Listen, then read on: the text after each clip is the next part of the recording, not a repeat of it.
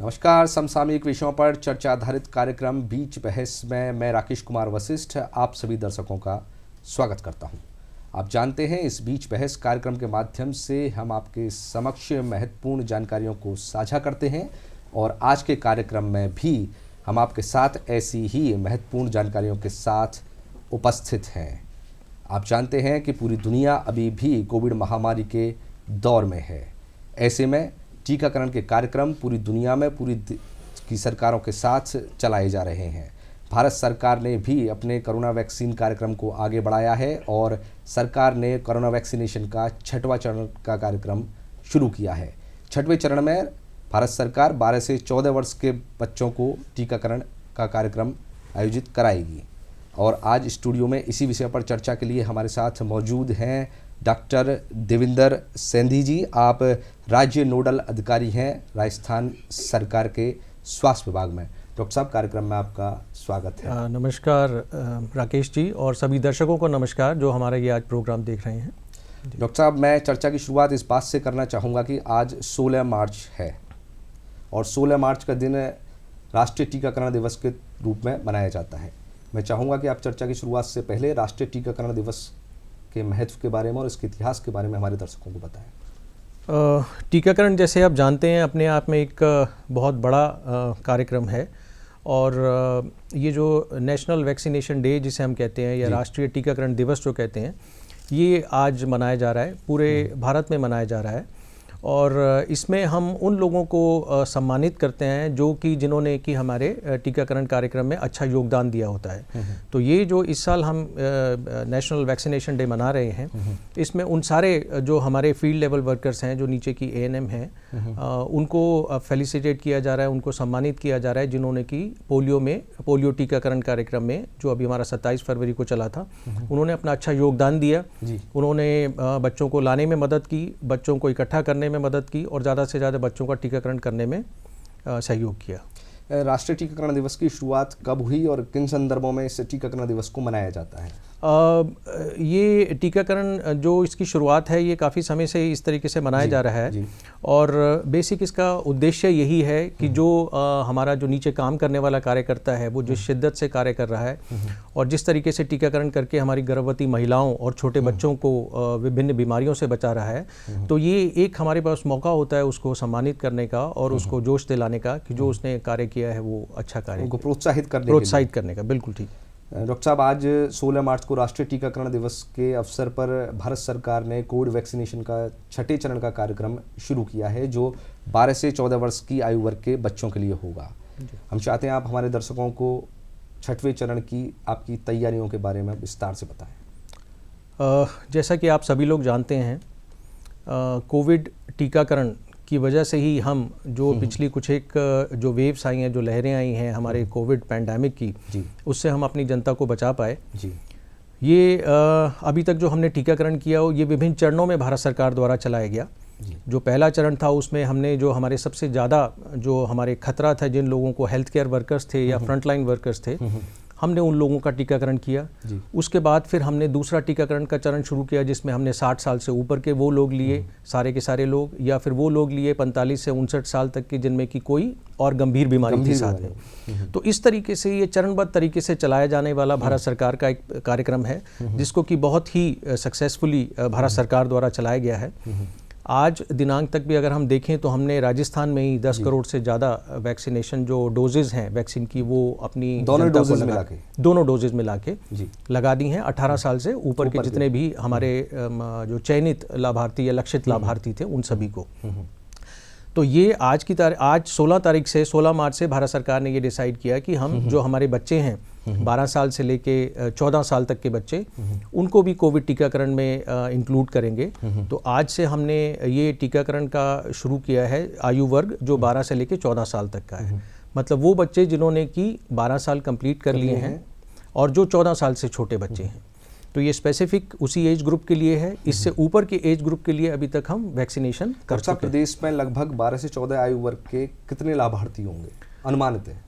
अनुमानित है 30 लाख के करीब लाभार्थी हैं, 29,86,000 के करीब लाभार्थी हैं। तो ये जो लक्ष्य हमें भारत सरकार से प्राप्त हो, तो इतने हमारे पास इस आयु वर्ग के 12 से 14 आयु वर्ग के लाभार्थी हैं, जिन्हें कि हम इस छठे चरण में कोविड वैक्सीन से टीकाकृत करने की प्रयास करेंगे। 30 लाख लाभार्थियों को आपको कोविड की डोजेज लगानी है, उसके लिए आपके विभाग की क्या तैयारियां हैं वृहद स्तर पर?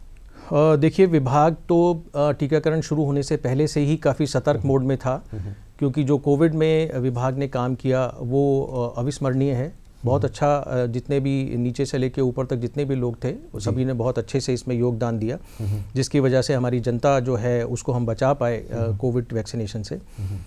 तैयारियां, जो कोविड वैक्सीनेशन आज से नहीं शुरू हुआ, पहले से चल रहा है। 16 जनवरी 2021 से ये हमारा प्रोग्राम स्टार्ट हो गया था, ये तभी से चल रहा है। तो अब एक ये अपने आप ऑटो मोड में चल रहा है, लेकिन जो तैयारियां, अगर नया प्रोग्राम आता है तो डेफिनेटली आपकी बात बिल्कुल सही है कि उसके लिए तैयारियां की जाती हैं। इसके लिए वैक्सीन भारत सरकार से हमारे पास पहले ही आ चुकी थी। ये मानिए कि 20-25 दिन पहले ही हमारे पास भारत सरकार ने इसके लिए, क्योंकि इस ग्रुप के लिए एक वैक्सीन अलग है जिस पे हम अभी चर्चा करेंगे, तो वो वैक्सीन हमारे पास पहले ही आ चुकी थी। और परसों ये गवर्नमेंट ऑफ इंडिया, भारत सरकार द्वारा ये बोला गया कि इन बच्चों का ये एज ग्रुप का टीकाकरण किया जाना है। तो परसों ही हमने जो जितने भी हमारा लक्ष्य था जिला वाइज, तो उस लक्ष्य के अनुसार हमने वैक्सीन की डोजेज जितनी हमारे पास अभी भारत सरकार ने उपलब्ध कराई हैं, उसके आधार पर हमने वो सारी की सारी जिलों में भेजी। राजस्थान वैसे तो अपने आप में एक बहुत ही अलग जिला है, बहुत बड़ा जिला है, सबसे बड़ा जिला है, प्रदेश है, सॉरी, एक अलग ही प्रदेश है, क्योंकि यहाँ की जो टोपोजोग्राफी बिल्कुल डिफरेंट है। यहाँ पे आपको रेतीले दौरे भी मिलेंगे, यहाँ पे मैदान भी मिलेंगे, यहाँ पे ट्राइबल एरियाज भी हैं, यहाँ पे डांग क्षेत्र भी है और यहाँ पे प्लेन एरियाज भी हैं। तो इसलिए इतना लंबा क्षेत्र है कि यहाँ वैक्सीन पहुँचाना भी अपने आप में बहुत एक चैलेंजिंग चुनौतीपूर्ण कार्य है।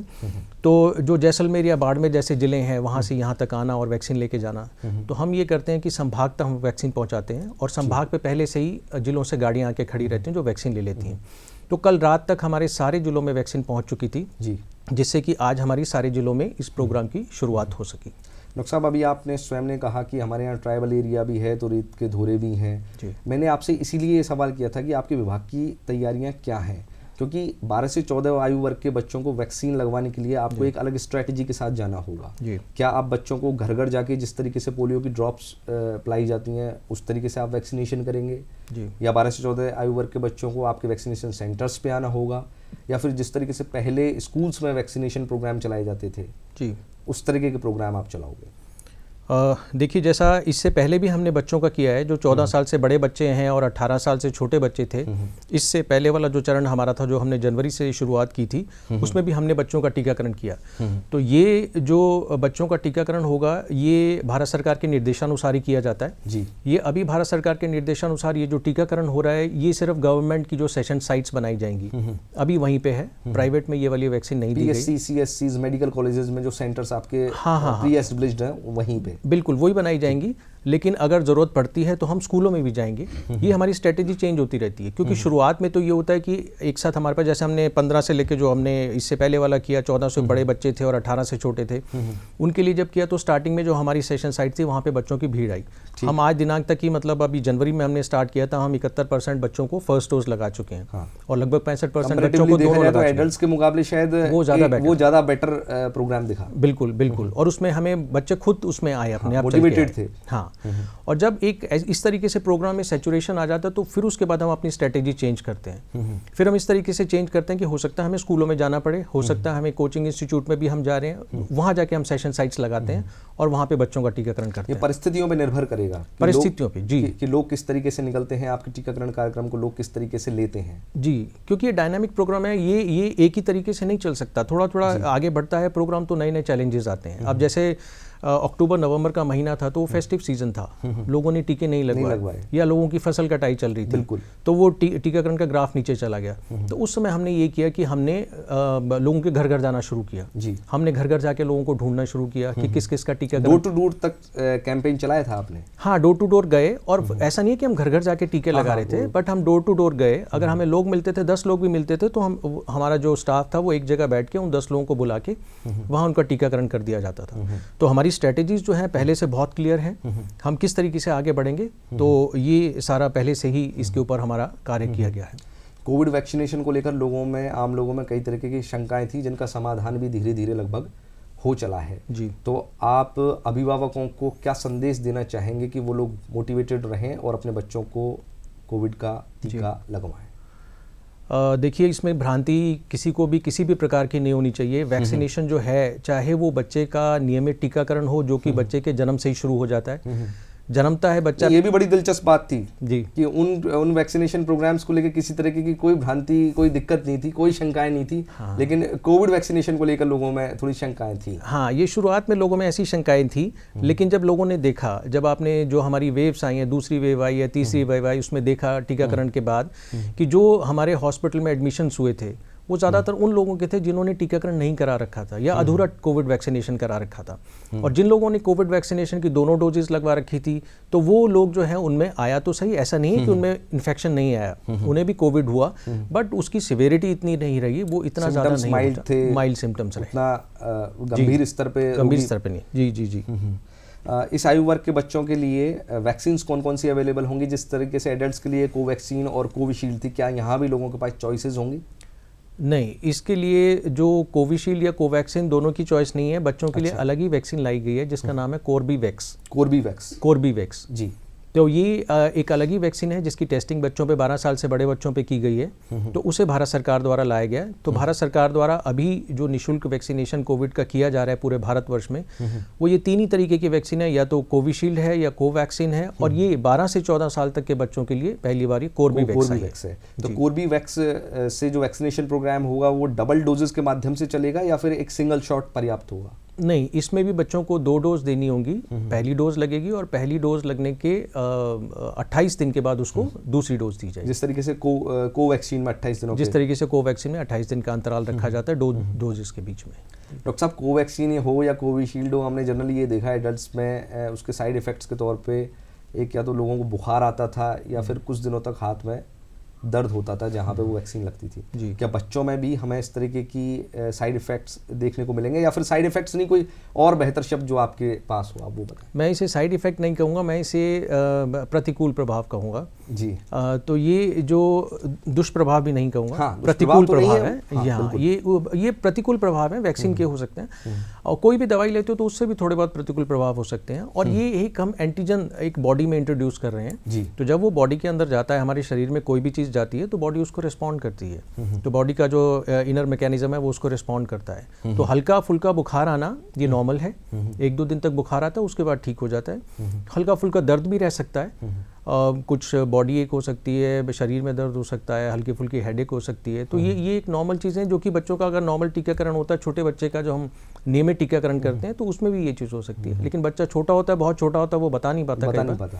तो अदरवाइज ये इसके नॉर्मल प्रतिकूल प्रभाव है जो देखने को हम हमारे दर्शकों को बताना चाहेंगे कि डॉक्टर साहब स्पष्टता के साथ ये बता रहे हैं कि ये सामान्य प्रतिकूल प्रभाव हैं जो किसी भी वैक्सीन को लगवाने के बाद लाभार्थियों में देखे जाते हैं, इसलिए आप इससे बिल्कुल भी नहीं घबराएं और अपने 12 से 14 वर्ष के जो बच्चे हैं उनका टीकाकरण आप अवश्य कराएं। डॉक्टर साहब, आप अभिभावकों को किस तरीके से मोटिवेट करना चाहेंगे कि वो जाएं सेंटर्स पे और अपने बच्चों का टीकाकरण कराएं? अभिभावकों को मैं यही कहना चाहूँगा कि आप सभी लोगों ने खुद का टीकाकरण करा लिया है। हम ये आज हमारी अगर अब बात करें तो 98% फर्स्ट डोज लग चुकी है, और 85% हमारी 18 साल से ऊपर की जनता ऐसी जिसको कि फुली वैक्सीनेटेड है। तो जब सारी जनता ने कर लिया तो अब मौका है हमारे बच्चों के लिए उनका टीकाकरण कराने का। तो ये बेहतर है कि हम अपने बच्चों का भी समय रहते टीकाकरण कराएं, जितनी जल्दी से जल्दी हो सके कोविड का टीकाकरण कराया जाए। तो ये उतना ही इंपॉर्टेंट है जितना कि हम नियमित टीकाकरण कराते हैं या कोई और टीकाकरण कराते हैं। हर बीमारी से बचाव के लिए एक टीका होता है, तो उसी तरीके से ये कोविड से बचाव के लिए टीका है।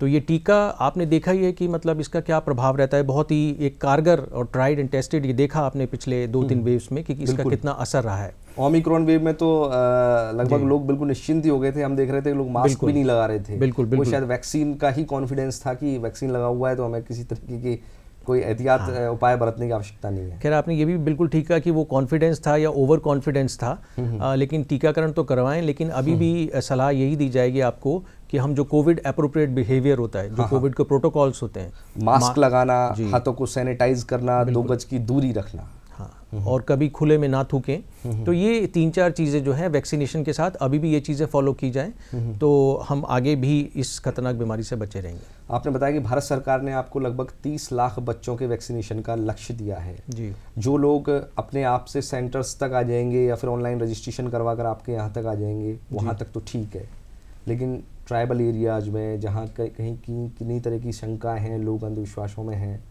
वहाँ के लिए आप किस तरीके से बच्चों को मोटिवेट करोगे, उनके अभिभावकों को मोटिवेट करोगे कि वो घरों से आएँ और वैक्सीन लगवाएं, या लोगों को आप छूटे हुए लोगों को आप किस तरीके से आइडेंटिफाई करोगे?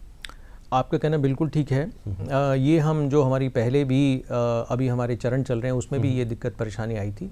तो स्ट्रैटेजी हमारी वही रहेगी, जब भी हम कोई भी प्रोग्राम चलाते हैं, किसी भी तरीके का प्रोग्राम हम चलाते हैं तो उसकी पूरे तरीके से हमें कम्युनिकेशन प्लान बनाया जाता है कि किस तरीके से लोगों में अवेयरनेस क्रिएट की जाए, लोगों को जागरूक किस तरीके से किया जाए। तो वो बहुत इंपॉर्टेंट रहता है। जागरूक करने के हम प्रिंट मीडिया में देते हैं, हमारे बैनर्स और पोस्टर्स हैं वो आप टाइमली जो है वो निकाल के लोगों तक पहुँचाते हैं। आपने जैसे आज मुझे बुलाया, ये भी एक हमारा तरीका है लोगों में जागरूकता फैलाने का। जो हमारे सोशल मीडिया के व्हाट्सएप है, ट्विटर है, फेसबुक है, इन पे रेगुलर अपडेट्स जाते हैं। और बाकी हमारी जो फील्ड में एएनएम आशा बहन जी हैं, आंगनबाड़ी हैं, रीड है आपकी, वो हमारी बिल्कुल आपने ठीक कहा, वो हमारी रीड हैं और वहीं से जो सारी जो प्रोग्राम्स हैं वहीं से रन करते हैं। तो सबसे पहले हम ये सारा जो हमारा जो प्रोग्राम जो भी स्टार्ट किया जाता है वहीं से शुरुआत होती है और वहीं से सारा जनमानस में हमारे मैसेजेस जाते हैं। कोवैक्सीन और कोविशील्ड को लेके दोनों में कन्फ्यूजन लोगों में ये रहता था कि इफेक्टिवनेस को लेके रिपोर्ट्स इस तरीके की आती थी कि एक 79% इफेक्टिव है, एक के बारे में आता था कि वो 90% इफेक्टिव है। इस तरीके की अगर कोई स्टडी कॉर्बेवैक्स के बारे में हुई हो जिसे आप हमारे दर्शकों के साथ साझा करना जरूरी समझते हो तो आप वो बताइए। देखिए, ये पहली बात तो ये जो drug controller general of India है जो कि जिन्होंने इसको अप्रूवल दिया है for restricted use in emergency situation, तो वो इसके बाद ही देते हैं, जबकि इसमें जितने भी हमारी जो टेस्टिंग होती है, ट्रायल्स होते हैं, वो कंप्लीट हो जाते हैं। उसके बाद ही इन सारी वैक्सीन्स को फील्ड में लाया जाता है और जनमानस में लगाया जाता है। तो ये बिल्कुल सेफ़ हैं। और जहाँ तक 100% एफिकेसी तो खैर किसी चीज़ की भी नहीं होती। कोई भी चीज़ हम लगाते हैं, बॉडी कई बार डिफरेंट तरीके से रिस्पॉन्ड करती है। कई लोगों को उससे एलर्जी होती है, कईयों को कुछ और दिक्कत हो सकती है। तो इसलिए जो वैक्सीन, लेकिन अगर एफिकेसी की बात करें तो एफिकेसी सबके सामने है। तो इसका रिजल्ट जो आपने देखा, तो हम अगर स्पेसिफिक परसेंटेज पे ना जाएं कि 70% इफेक्टिव है या 80% इफेक्टिव है, तो लेकिन ये लगाना ज़रूरी है वैक्सीन को, क्योंकि ये लगा के ही इससे बचा जा सकता है। और अदरवाइज आप देखें तो कोविड को पार कर खतरा पाना गंभीर हो सकता है। खतरा गंभीर हो सकता है, बिल्कुल सही बात है। इस बच्चे स्कूल्स जाने लगे, स्कूल सब खुल गए हैं, तो बच्चे अगर वैक्सीन लेते हैं तो क्या उसके बाद दूसरे दिन स्कूल्स जा सकते हैं अगर उन्हें किसी तरीके का सिम्टम नहीं आ रहा है, प्रतिकूल प्रभाव अगर नहीं देखा जा रहा है तो, या फिर अगर उन पर प्रतिकूल प्रभाव देखा जा रहा है तो उसको कैसे शॉर्ट आउट करें? अगर ऐसा कुछ होता है, पहली बात तो ऐसी कोई दिक्कत नहीं है, आप लगवाइए। हमने तो अपने ऑफिस में ही लगवाई थी, नॉर्मल अपना ऑफिस डे में बैठे हुए हैं, नीचे गए, वैक्सीन लगवाई और उसके बाद छोटे बच्चों के साथ थोड़ा मुश्किल रहता है, बच्चे डरते भी हैं और 12 साल के बच्चे हैं। वैसे तो ऐसी कोई दिक्कत नहीं है, वैक्सीन लगने के बाद अगले दिन से जा सकते हैं। लेकिन अगर बच्चों को थोड़ा सा कुछ दर्द हो रहा है, हाथ में दर्द हो रहा है या हल्का सा बुखार आ रहा है, तो आप उसे 1-2 दिन घर पर रेस्ट करा सकते हैं, पैरासीटामोल की टेबलेट दे सकते हैं। और इससे ज़्यादा और कुछ करने की ज़रूरत नहीं है। पानी ज़्यादा पिलाएं, खाना अच्छे से खिलाएं। एक महत्वपूर्ण सवाल ये कि आपने डोर टू डोर कैंपेन चलाया था लोगों को जागरूक करने के लिए और वैक्सीनेशन के लिए मोटिवेट करने के लिए। सरकार ने छोटे बच्चों के लिए, 12 से 14 आयु वर्ग के बच्चों के लिए पोलियो की तरह घर घर जाके टीका लगाने का कार्यक्रम क्यों नहीं चलाया? देखिए, टीकाकरण जो है वो पहली बात घर घर जाके पोलियो का टीकाकरण हम करते हैं, वो एक पोलियो की दवाई होती है। बुनियादी क्या फ़र्क है, आप ये समझाइए आप हमें। पोलियो की जो वैक्सीन होती है वो 2 बूंद पिलानी होती है, वो मुंह से पिलानी होती है। और वो कोई भी, अगर हमारी एएनएम नहीं है तो हम टीचरों को भी ले लेते थे, उनको ट्रेनिंग देने के बाद, आशा आंगनबाड़ी को ट्रेनिंग देने के बाद वो 2 बूंद बच्चे को पिला दी जाती थी जी। लेकिन ये जो वैक्सीनेशन है, ये वैक्सीनेशन जो है, एक जो हमारा ट्रेंड वैक्सीनेटर है वो ही ये वैक्सीनेशन कर सकता है। बच्चे को टीका लगाने का काम एक ट्रेंड आदमी ही कर सकता है। इसके लिए मैन पावर बहुत चाहिए होती है। बट उसके अलावा भी ये जो वैक्सीन है ये 4 घंटे तक ही खुलने के बाद इस्तेमाल की जाती है। और अगर हम वैक्सीन को एक जगह से लेके दूसरे घर, तीसरे घर खुली वैक्सीन को लेके जाते हैं तो उसके कंटामिनेट होने के चांसेस रहते हैं। जिससे कि जिसको लगे कि उसको दिक्कत हो सकती है। तो इसीलिए हम डोर टू डोर करते थे, but door to door vaccination नहीं किया जाता था। आप ये मत माने कि हम घर घर जाके वैक्सीनेट कर रहे हैं। घर घर जाके पूछते थे, 10, 15, 20 घरों में जाके एक बार पूछा गया, टीम गई। उसके बाद जो लोगों ने मिले, जो कि ड्यू बेनिफिशियरीज थे, जिनको नहीं लगी थी फर्स्ट डोज या सेकेंड डोज, तो उनको बुला के कॉमन जगह पे, कोई कम्युनिटी सेंटर होता था, किसी के घर पे बैठ जाते थे, कहीं और मंदिर में बैठ जाते थे, तो वहाँ पे बैठ के ये वैक्सीनेशन सामूहिक स्थल पे जाके आपके हेल्थ वर्कर्स जाते थे और लोगों को वैक्सीनेट करते, क्योंकि एक वायरल मैं यही जानना चाह रहा था आपसे कि जो बच्चे, मैंने जो आपसे पहले सवाल पूछा था कि जो बच्चे छूट जाएंगे या जो लोग मोटिवेट नहीं हो पा रहे हैं, इस तरीके के लोगों के लिए आपके पास क्या प्रोग्राम हो? ये स्ट्रेटेजी आने दीजिए, अगर ऐसा अवसर आता है तो उसके अकॉर्डिंग हम अपनी स्ट्रेटेजी डिवाइस करेंगे। लेकिन अभी हम मान के चल रहे हैं कि हमारे पास जो बच्चे हैं, जैसे हमने पहले भी कहा कि जो पिछला जो बच्चों का चरण हुआ, हमारे बहुत अच्छे से बच्चे खुद ही चल के आए। ज़रूरत पड़ी तो हम उनके स्कूलों में भी जाएंगे, उनके स्कूलों में भी कैंप्स लगाए जाएंगे। ज़रूरत पड़ी तो हम इस तरीके से भी कैंप लगाए जाएंगे कि बच्चों को घर घर जाके उनको मोटिवेट करके एक पर्टिकुलर स्टैंड पर मोबिलाइज करके लाया जाए और वहाँ उनका टीकाकरण किया जाए। अभी तक जो कोविड वैक्सीनेशन हुआ है उसके आंकड़े आप हमारे साथ साझा कर पाएँ तो? अभी तक जो हमारा कोविड वैक्सीनेशन हुआ है, जैसे मैंने आपको बताया, एडल्ट्स का अलग और 14 to 18 का अलग। फिगर्स तो मैं कहूँगा डायनामिक फिगर है, वो मैं अभी यहाँ बैठा हूँ तो कुछ फिगर है, मैं वापस जाके अपना खोलूँगा तो मैं आपको बता देता हूँ। मतलब 98%, 98% से ज़्यादा तो हम पहली डोज लगा चुके हैं 18 प्लस लोगों को, 18 प्लस लोगों को, और 85% जो है सेकंड डोज लग सकती है, मतलब फुली वैक्सीनेटेड हो चुके हैं। और इसके अलावा अगर 15 से 18 साल तक के बच्चों की बात करो, जो कि हमारा 46 लाख के करीब टारगेट था, तो उसमें से हम 71% जो है वो फर्स्ट डोज लगा चुके हैं और 63% के करीब जो बच्चे हैं उनको दोनों डोजेज लग चुके हैं जी। तो टोटल हमारे 10 करोड़ से ज़्यादा टोटल जो डोजेज हैं वो लग चुकी हैं। आपके विभाग की कोई कंपैरेटिव स्टडी इस तरीके की रही हो कि 14 to 18 और 18 प्लस, उन दोनों में आप लोगों ने क्या बुनियादी फर्क पाए वैक्सीनेशन प्रोग्राम में? हम बुनियादी फर्क ये पाया कि जो बच्चे थे, बच्चों में एक उत्साह ज़्यादा था जी। बच्चों में दिखता भी आज भी है, जब आज प्रोग्राम जब चल रहा था हम लोग भी देख रहे थे टीवी में, बच्चे बड़े उत्साह के साथ जा रहे थे, जबकि एडल्ट्स के साथ ऐसा नहीं होता था। एडल्ट्स के मन में उससे ज़्यादा कुछ भ्रांतियां थी या जो भी था, वो हिचक थी उनमें लगवाने के लिए, समय नहीं निकाल पा रहे थे। लेकिन बच्चे आगे चल के खुद हमारे पास आए और हमारा बहुत अच्छे से मतलब ये टीकाकरण चला। और मतलब अगर हम ये देख लो कि हमारा जो जनवरी में स्टार्ट हुआ था बच्चों का, और आज हम मार्च के मिड में पहुंचे हुए हैं, तो हम 71% बच्चों के फर्स्ट डोज लग चुके हैं, लगभग 63-64% बच्चों के मतलब फुली वैक्सीनेट हो चुके हैं, और बाकी बच्चे भी अभी आ रहे हैं। अभी थोड़े एग्जाम चल रहे हैं बच्चों के, तो इस वजह से थोड़ा सा स्लो डाउन हुआ है, बट ये उसके बाद से दोबारा पिकअप कर जाएगा। तो ये बुनियादी फर्क यही है कि बच्चों में समझ थोड़ी ज़्यादा लग रही है, बच्चों में उत्साह ज़्यादा है और उनमें वो हिचक नहीं है टीकाकरण के प्रति। हाँ। अच्छा, इस कार्यक्रम को प्रचार प्रसार के लिए आपने कोई विशेष कार्यक्रम जो चलाए हों?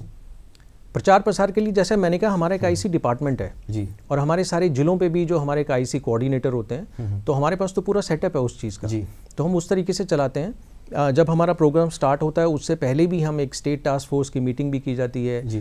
तो और डिस्ट्रिक्ट टास्क फोर्स की मीटिंग की जाती है। डिस्ट्रिक्ट टास्क फोर्स की मीटिंग को कलेक्टर्स चेयर करते हैं, उसमें सारी ये स्ट्रेटेजीज डिस्कस की जाती हैं। इसकी प्रॉपर माइक्रो प्लानिंग होती है, इसका एक कम्युनिकेशन का प्लान बनाया जाता है कि हमें किस तरीके से अपना मैसेज नीचे तक पहुंचाना है। तो ये पूरा एक मतलब एक तरीके से बना हुआ हमारा प्रोग्राम है और उसको उसी तरीके से चलाया जाता है। डॉक्टर साहब, अंत में हमारे जो दर्शक आपको देख रहे हैं और जिनके बच्चे 12 से 14 आयु वर्ग में आते हैं, या जो लोग टीकाकरण कार्यक्रम से छूट गए हैं, जिन्होंने अभी भी वैक्सीन की डोज नहीं ली है, उन लोगों के लिए आपका क्या संदेश? पहली बात तो मैं दूरदर्शन का बहुत शुक्रगुजार हूँ कि आज मुझे यहाँ बुलाया गया और मेरे पास एक मौका दिया गया ये बताने के लिए कि ये जो कोविड वैक्सीनेशन है, ये छोटे बच्चों का जो आज नया चरण स्टार्ट हुआ है, तो अभिभावकों को मैं यही कहूँगा कि ये मौका है, हमें अपने बच्चों का जल्दी से जल्दी टीकाकरण कराएं। और ये बहुत ज़रूरी है। जो भी हमारे 12 साल जिस भी बच्चे के पूरे हो गए हैं, उन बच्चों का टीकाकरण किया जा सकता है। 2008 में जन्मे बच्चे, 2009 में जन्मे बच्चे, 2010 में वो जन्मे बच्चे जिनका 12 साल कंप्लीट हो गए हैं, और जो 14 साल से ऊपर नहीं हुए। आप ऑनलाइन भी हमारे पास आ सकते हैं, आप ऑफलाइन जाके भी टीकाकरण करा सकते हैं। और जिन लोगों ने किसी भी वजह से किसी की पहली डोज या दूसरी डोज बच गई है, तो वो भी अपना टीकाकरण तुरंत कराएं, क्योंकि ये बहुत ज़रूरी है। और आपने देख ही लिया कि आप नहीं तो अलग थलग खड़े नज़र आएंगे, क्योंकि सारी जनता जो है, मतलब ये मान के चलें कि 90% जनता के दोनों डोजेज लग चुकी हैं, वैक्सीनेट हो चुकी हैं। तो ये थे हमारे साथ डॉक्टर देविंदर सिंह सोंधी जी, जिन्होंने आपको 12 से 14 आयु वर्ग के बच्चों के वैक्सीनेशन कार्यक्रम को लेकर जागरूकतापूर्ण बातें की। हमें ऐसी उम्मीद है कि आप डॉक्टर साहब की बातों से प्रभावित हुए होंगे और सभी अभिभावकों से हमारा भी यह निवेदन है कि वो अपने बच्चों जो 12 से 14 आयु वर्ग के आते हैं, बच्चे जो इस आयु वर्ग में आते हैं बच्चे, उन लोगों का वैक्सीनेशन करवाएं। डॉक्टर साहब, आपका कार्यक्रम आने के लिए बहुत बहुत धन्यवाद। बहुत बहुत धन्यवाद। Thank you so much. नमस्कार।